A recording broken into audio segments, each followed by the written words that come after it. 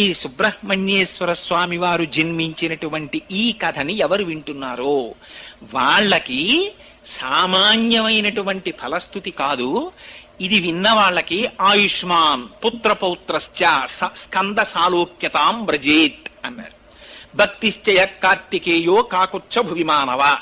ఈ భూలోకంలో ఎవరైనా కూర్చుని సుబ్రహ్మణ్యేశ్వర స్వామి వారు జన్మించినటువంటి కథని శ్రద్ధాభక్తులతో విన్నంత మాత్రం చేత వాళ్ళకి అకాల మరణము ఉంటే జాతకంలో అది ఆ దోషము పోయి వాళ్ళకి దీర్ఘాయుర్దాయం కలుగుతుంది.